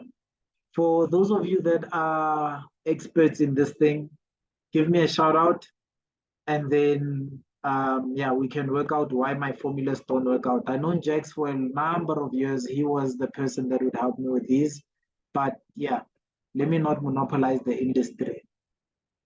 Okay, so we're gonna take that formula and copy it to the other places. And you see what it starts to do is it gives me a maximum share price that I'm willing to pay for this company. So for Montauk, I'm not willing to pay more than 6.58 Rand. And that's on a PE of 11. And we'll discuss the PE of 11, why I use that now, right? For Impala Platinum, I'm not willing to pay more than 149 Rand and dividends of 67 Rand 57. For African Rainbow Minerals, 307 Rand. And that's in terms of the share price. But in terms of the dividends itself, it's 477 Rand. One of the few cases where you find the earnings per share being outstripped by the dividend. I think I will actually have a look. So if we say, I have a feeling that if I add brackets, then the number will be different.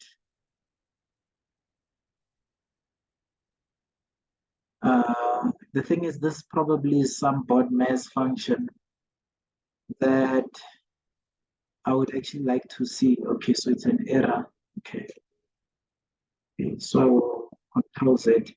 Yeah, I think that loss essentially makes this go higher than that. But yeah, that's the numbers as you see so far. And it basically says that this is very, very undervalued. I think if I say equals average, I just want to make sure that the numbers are consistent. So as you see, I double check and triple check myself. Yeah. So it's an average of about 43 Rand 39 cents. So times 11, it would be 477. So we are on the right track for that. So skip Capitec, skip all of these companies that don't qualify. Let's see. Exaro, it says don't pay more than 700. That's quite high. What's the formula? Sum of the following multiplied by that. Jesus. I've been sleeping on these companies.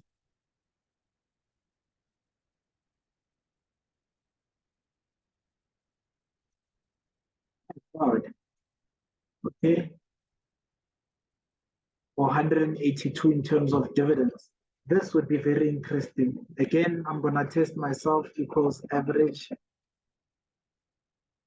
As you can see, and this is what makes this very empirical, I test myself when I doubt the numbers, right?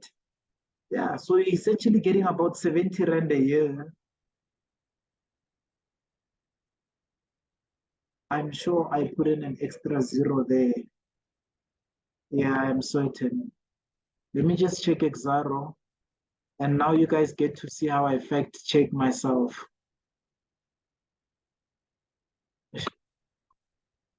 Yeah, that number didn't make sense. I'm gonna check out Exaro, and I think I put in an extra zero. There's no way that they made earnings of 280 in that particular year. The earnings per share 2902. Okay, I think it was the earlier years. Yeah, 2801. So 28 Rand, not 200 years, 2801. So you get to see how I'm able to pick up on those mistakes. That makes a lot more sense. I wouldn't be willing to pay more than 376 on XR, which is still a very high price, by the way. And I actually do like that valuation. And then you'll see that in terms of cash that I get back, on average, I'm getting about 182 Rand worth of my cash back at a PE of 11 for dividends. So I will just check myself, 9 Rand 44. I remember up there was another one. I think it's African Rainbow Minerals. For Mr. Price, I wouldn't pay more than 118. And from a dividend perspective, 71 Rand. You'll see with the Mr. Share price, how close we are to that number. Sibanye Still Waters, it says don't pay more than 43 Rand 26. And from dividends, it's giving you 19 Rand 72. You will see then why I like this. And the fact that these two losses came in a year, in 2 years where the company was buying shares, I normally put it as zeros and it gives me a actually higher price. But as I said, I'm not going to be making any exceptions just so that you guys can see the full methodology applied strictly, right? And those of you that are asking, what are we doing here? Again, as I said, I'm essentially calculating how much would be the maximum amount that I would be willing to buy this share at. And you will see that I haven't yet bought the share price. I think you see I have the same problem with Jubilee, where I think this 37 is the wrong answer, as in I typed it incorrectly, Jubilee. So we're looking for the earnings per share of year 2. It's supposed to be 37 Rand 50, so it's supposed to be 37.50 and not 0.50 because we're dealing with cents. So I wouldn't pay more than 77 cents for Jubilee. And that takes us to the end of our document. Now we are really in the final stretch of the document. I'm just going to make sure that we correct for some of the mistakes. I know for African Rainbow Minerals, if I can just do an eyeball, I think that one is supposed to be 10 Rand and not 100 Rand in dividends, but I will just double check it. And then that one I think is supposed to be 12 Rand and not 120 Rand in dividends. So that makes more sense. It drops the dividend valuation, as you can see under dividends, to 166 Rand and 17 cents. And the actual share price to 307.18. That's what I'm willing to pay. And this column is where I have calculated the intrinsic value of my company, the value inherent in my company. And I think this is where I need to come back to these numbers to make sure. What's the name of this company? Tungela. Tungela shareholders, as I said, it does not make sense. And I said, I will come back to you. And that's because I'm not a hater, but because I actually have to make double sure my reputation does ride on some of these numbers. So if I make a mistake, it can be very deleterious. It can delete my criteria. So that's fine, 1,800 and 10,000 cents in distributions, as well as 61 Rand and 12,708 cents, so 127 Rand, that's fine. And then we say divide by 11 times 7, so 295 and 185. That's the most that I would be willing to pay for that share. Fine. Now we finally say, what's today's share price? Today's share price.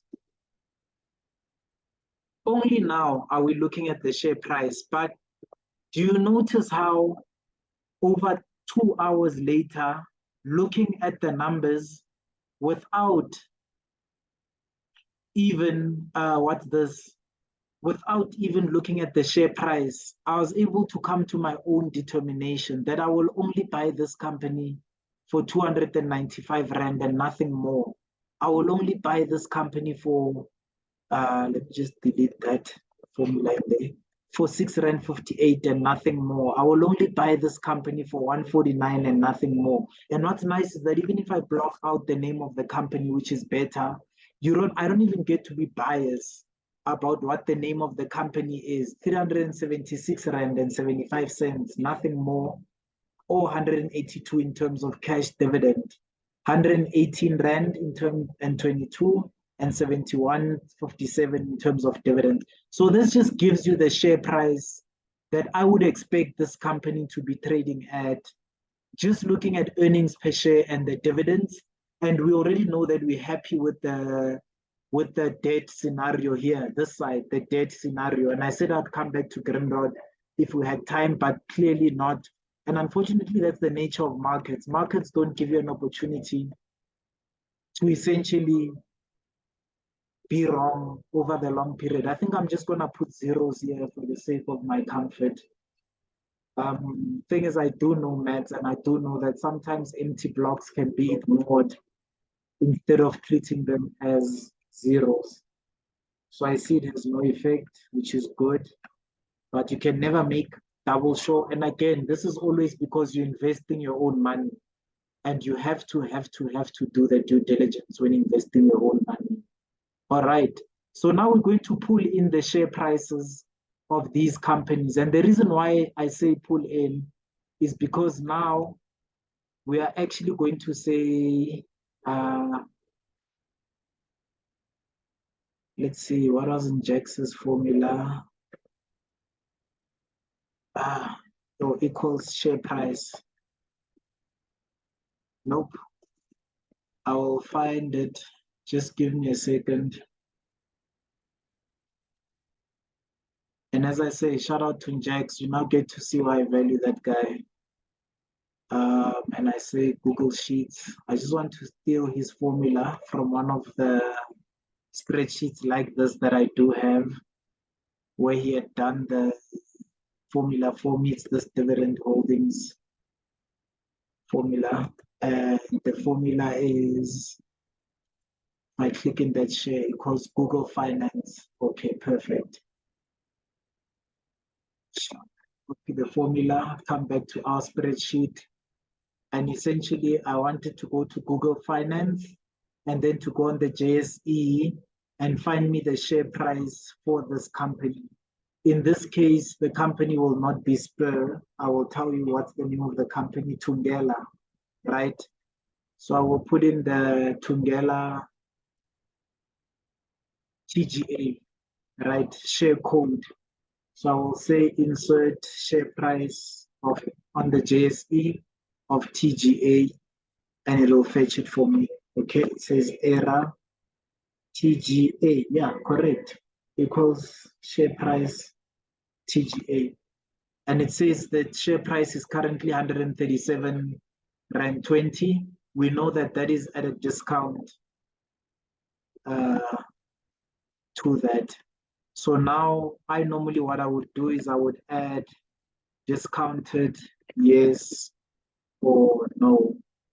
And then what I will do is I will insert a conditional formula inside this, and I will say if the following share range, if whatever, no, it's fine for you guys. I'm gonna do it manually. Actually, we've been sitting in this call for so long.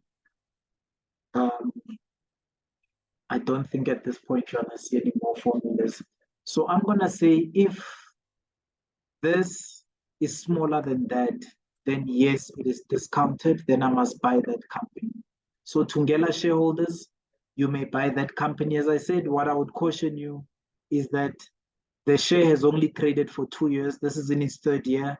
If this comes out as a loss, as a loss, as a loss, as a loss, you could find yourself feeling a lot of pain. But so far, the numbers say yes, you may buy that company. This one is Montauk. Okay, so insert, and I think if I remember correctly, it's MTW, the share code. I will look it up. I agree we must flex first. And then when the flex doesn't work, you must then go back to what you know. So it's MKR. Okay. So it's MKR. And what I like about doing this online is that now you guys get to see what's this? You guys get to see it gets to stay live. So whenever I come back tomorrow or the day after, I then get to see what's this? I forgot to change the conditional formatting to say if the following is not empty, but if it has text that contains value is yes, then give me green, and add another rule if contains text that says no, then give me a no, a red. Yeah. As I said, the reason I like color coding is because when you're in a hurry and the market is panicking, you just want to be able to come to your spreadsheet and then look at what's the share price. Is the share price bigger or smaller? And then if it's bigger, then say no. You don't buy a company for more than what it's worth according to your calculations. And I think if you still want to ignore your share valuations, even after this, how long it's taken us to do this, then you deserve to lose the money that you lose. Okay, the next company is Impala. I think that's IPL. Okay, no, it's IMP. That's the share price, the share code. Come on, I have to get one wrong. I'm showing off to you guys. I mean, one right. You see, so we get to see that the Impala share price is 158. And so that's a no. But do you see that essentially Impala is very close. So I would keep my eyes peeled for it so that if that drops below 149, between 67 and 149, then I would buy the Impala shares. But currently it's overvalued. I'm just going to go to this just so that I can make sure that the Impala share code is IMP. Yes, it is IMP. And IMP is what I've looked for. This is African Rainbow Minerals, and if I remember correctly, the share code is ARL. Da, da, da, da, da, da. Okay.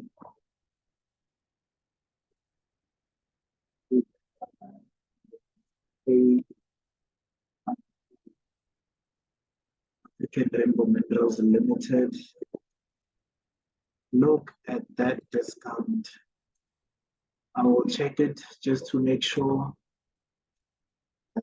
African. I'm racing with time to make sure that I'm within the 2 hours for you guys, then I can release you. African Rainbow, it's ARI, Shibet, ARI, not ARL, ARI, as you can see, and then you pull up the share price, and the answer is yes, it's actually cheaper than that, but it's not cheaper than the dividend,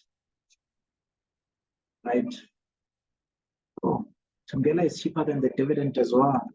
That's interesting. Not a share recommendation because of the 7-year criteria. Now, this one I would be interested in buying. What's this? African Rainbow Minerals. And that's because the numbers just look good. I just want to see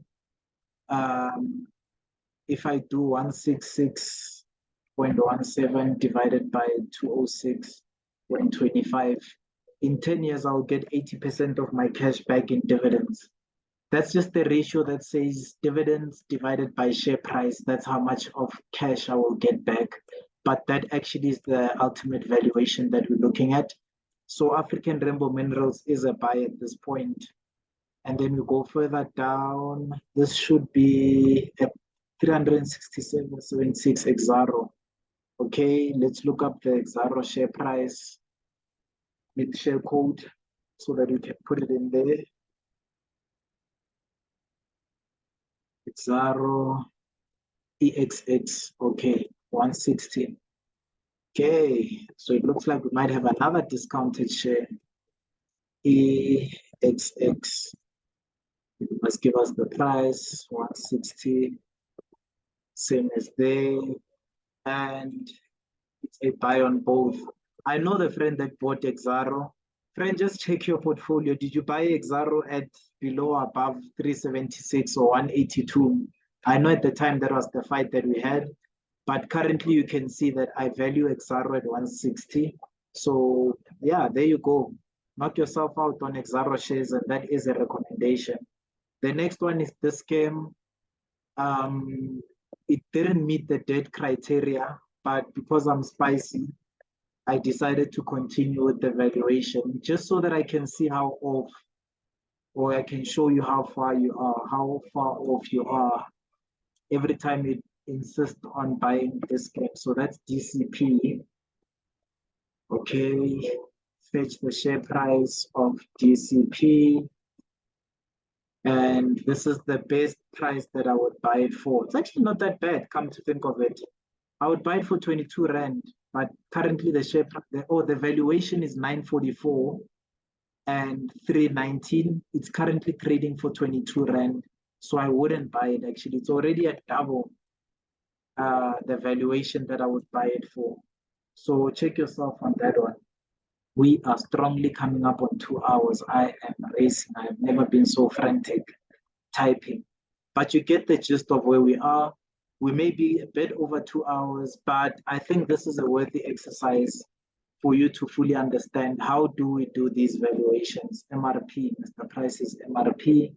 The share price is looking very good, I must say. MRP.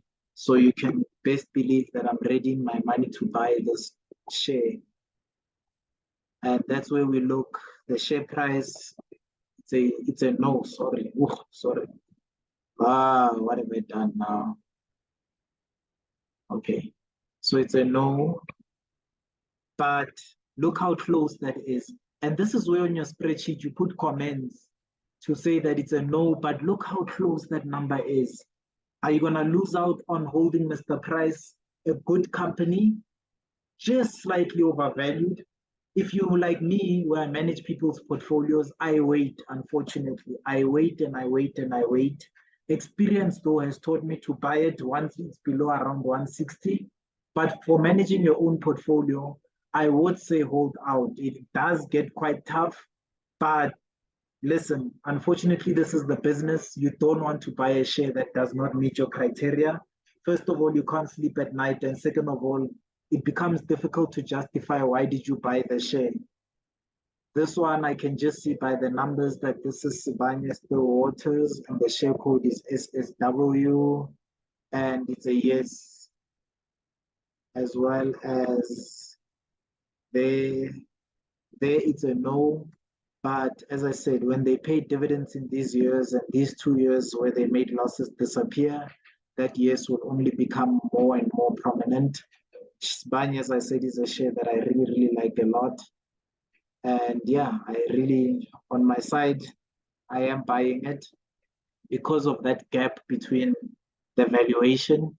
I know that those years are going to become positive by virtue of the fact that this was when they were still new. I think this is 2017 and 2018.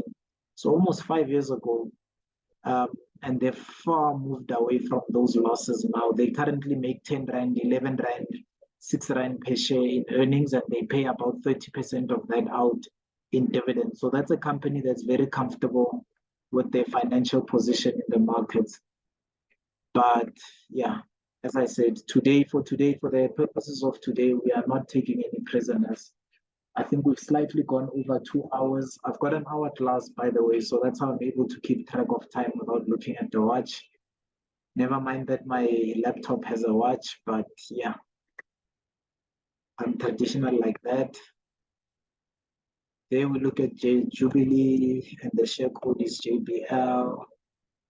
And I say, go fetch the JBL price for me. And the share is trading at 176. So it's a no and a no. So even for a company that has such good, oh, not good, oh, it was close, balance sheet, it's still not a buy. And then that comes to the end of our spreadsheet. So I'm just going to zoom out so that you can get an overall look to see how many bad companies are there on the JSE. And I see my light has gone off. Please don't judge me based on my color if you are disappointed that I'm not as yellow, as golden as I looked while we were filming. Unfortunately, we do use these things, but I am more than my complexion, guys. Please don't hate. Okay, we're back up, and let's get that nice golden one. Ooh, it's the highlight for me.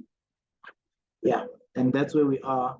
I just want to zoom out just so that we can rephrase the methodology, but I also just want to show you what is it that does not get done when these lists are compiled and you essentially have journalists that say these are the worst performing companies on the JSE and they leave it at that, right? And this is number 1 to number a lot, and you're gonna see it goes all the way to 30. So just based on the evaluation of how many of them are good companies, and that's based on the balance sheets and the debt profile. I highlight Sibanye, I highlight Mr. Price. Now it's easy now that we've done the numbers for you to say, yeah, but I could have decided that, I knew that, but who would have known that Dis-Chem, for all intents and purposes, it's not a good company. By virtue of the numbers that I'm looking for, you may shop at Dis-Chem till you die, but I won't be surprised if tomorrow they say Dis-Chem has decided to delist from the JSE, and the reason they've decided to delist from the JSE is because they are unable to keep up with the demands of being a listed company. So these ones that I'm highlighting, they are the ones that have got good balance sheets. And I think to just say that these are the bottom performing companies is a bit empty. It doesn't tell the whole story. Tungela investors, well done. You guys make it to my list. I actually didn't think you would make it. Some of you may think I may have been hoping you don't make it, but trust me, I'm not as vested as you think I am. And then what I'm just gonna do is so as I say, I like color coding just so that when I come back to these companies, it's easy for me to see what kicked them out of the formula, what kicked them out of the valuation. And this is essentially, by the end of this is what the spreadsheet will look like when it's all said and done. And then even in future years, when you look at when you look at the results that they release, now you don't have to read the whole results announcement. You can just see that, oh, actually, Mr. Price fell out because of this and this criteria. And have they spoken to it? Have they analyzed it? And I think that goes to when you read the annual report, that thing that I said you must look at. Essentially, the chairman and who's the other gent? The CEO and the CFO's report. These are the things that you want them to talk to. So when you read Pick n Pay's annual report, you want them to talk about current liabilities. You want them to talk about how are they normally call it working capital management. How are they managing their working capital? If they're not managing their working capital and talking about it in the director's reports, then you know that they're hiding this information from you, and then you stay away from the company. You don't invest in them. Tungela, the fact that they've only been trading for 2 years out of 7, you want them to speak about what does the future prospects look like and what has happened. Why did the share price go so high, then go so low? Because those are things that you as a shareholder are interested in. So management has to speak about them. They can't just ignore them. They can't just act like those things never happened. You do see them and they did happen. You looked at their financial statements and you want to know what should we do now? Okay. So I'm gonna continue showing what qualified and disqualified the companies that we're looking at. Right, Montauk made it, but what disqualified them was the share thing, the fact that they haven't been trading for 7 years.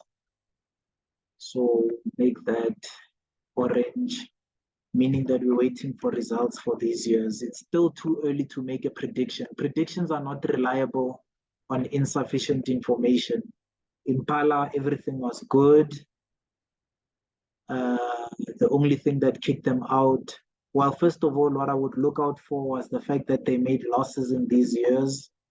But over and above making losses in these years, it would be the fact that the share price is too high. Then we go to African Rainbow Minerals. Everything was good about this company except the loss in this year, which was 7 years ago. But everything else is mint peach. I love this company. Look at them. So many greens. That's one that you know that I'm definitely buying. And then the rest was still bad. And come to that, Exaro is good. I'm actually pleasantly surprised with Exaro. Everything has been good, earnings has been good, dividends has been good, and the share price is cheap. So already off the cuff, I can tell you now, out of all the shares that are listed there as bad companies, I would say go and buy Exaro. And that is 100% my recommendation. If you lose money on Exaro, Hade, if you want to sue me because I recommended that you go and buy Exaro, please be my guest. Yeah, unfortunately, if you can't make your own judgment after having gone through a 2-hour video on how I value my companies, it's got nothing on me. This game, as I said, I actually would want this game for their management to discuss the short-term capital management strategy, but I also would want them to speak to the level of their profitability and their dividends. I'm gonna make it light green because actually I don't think it's that bad a share. It just so happens that you guys like it so much that you've actually taken the share price way out of valuation. Look, I would buy it for 9.40 and 3 rand, between 3.20 and 9.40. You guys have put the share price at 22 rand.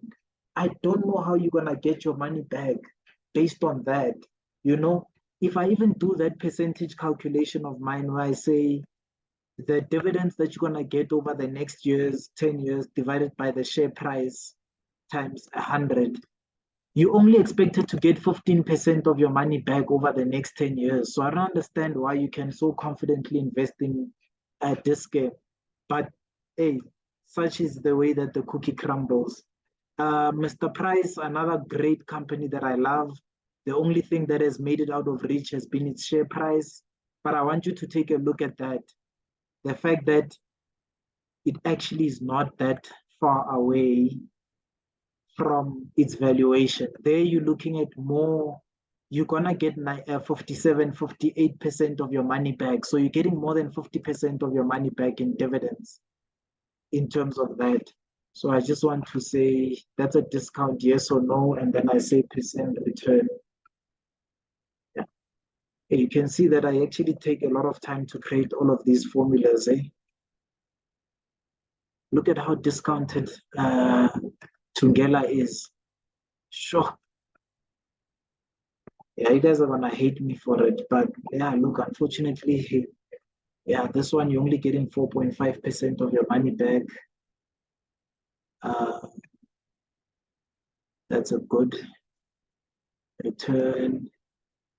And you see now the color coding is essentially just me playing with what do I want to see when I log on to the spreadsheet.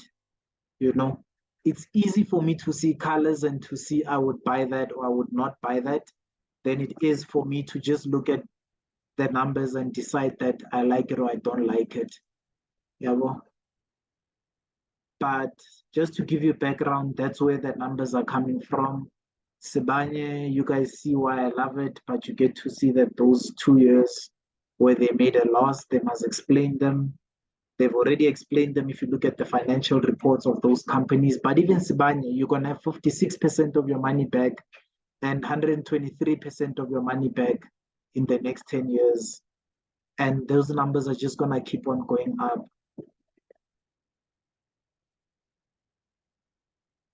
So it's a very interesting valuation that we're doing there. Is that 44% of your money? 44% of your money is still a fail. Unfortunately, I don't do OBE. Yeah. And essentially, that is it. This is what I will look at if I were to decide which of those companies that have dropped so low should I buy. Top of the list is Montauk. I mean, is Thungela, but as you can see, they've only been trading for 2 years. So it's going to be interesting to see what happens the remaining 5 years that they're on the JSE. Then you've got African Rainbow Minerals. I think African Rainbow Minerals, without a shadow of a doubt, I am buying. Then let's see, Impala, we had not done the formula for that. So Impala, you see, you're getting your money back in terms of the share price, but not in terms of the dividend. So capital speculation or capital appreciation, you're getting 94% of your money back. But in terms of dividends, you only expected to get 42% of your money back. I don't know if that's a good return or not. You make that decision yourself. Exaro, we love it. We love it. You're getting your money back whichever way. So actually, Exaro is top of the pile. Exaro is number one over and above all these other companies. And the reason they're number one is because there's nothing to explain on Exaro. The numbers speak. They say buy it. Buy Exaro. Mr. Price, 96 and 57%. Those are very good returns.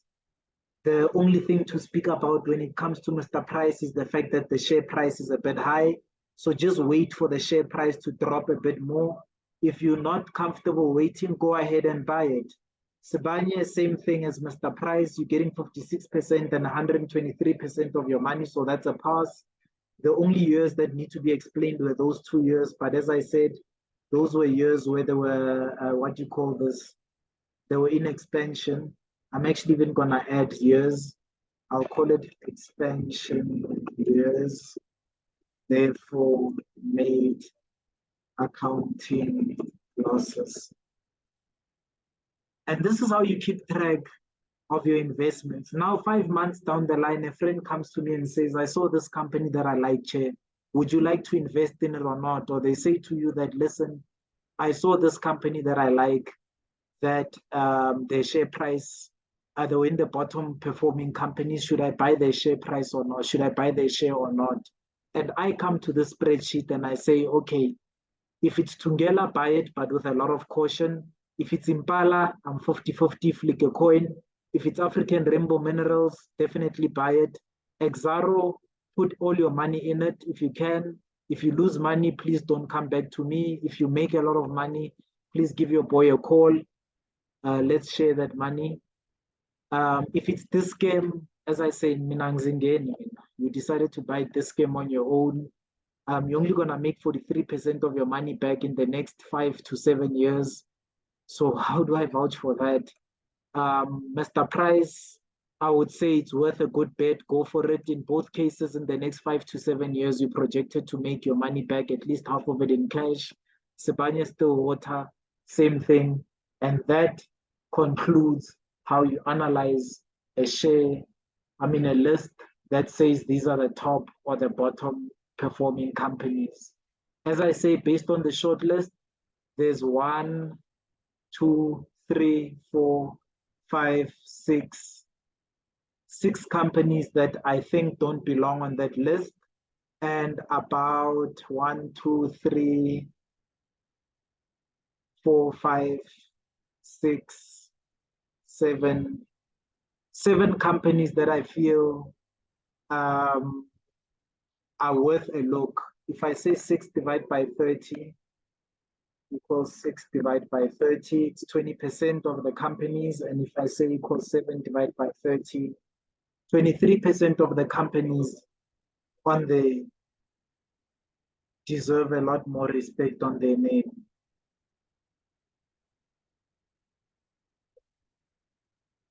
Does that mean invalidate the list? Not at all, but it puts better context to the list. That's number one. And number two, what it does is it makes you a better investor. It honestly makes you a better investor, and it helps you pick what are the best companies that you would buy out of that list. I remember one time Sasol did something similar, and what people said was, it's Sasol, it will obviously come back up. We don't use that criteria when we invest. We do this, and this is supposed to give you your returns. As I said, it was a very long one. I think it's about 2.5 hours. Probably one of my longest, one of my longest podcasts, one of my longest videos. I had hoped that I could do this in an hour. I think a lot of it had to do with the fact that I was multitasking, the fact that I was color coding, the fact that I was building the spreadsheet from scratch. Otherwise, if it was me doing this on my own, I easily would have sped through that list, and I would have known which companies to ignore, which ones to buy, which ones to take an interest in. And as you can see there, these are the companies that I'm interested in. Tiger Brands, I would have loved to have shown you the numbers. The company that I like, but as I said, today we're not taking any prisoners.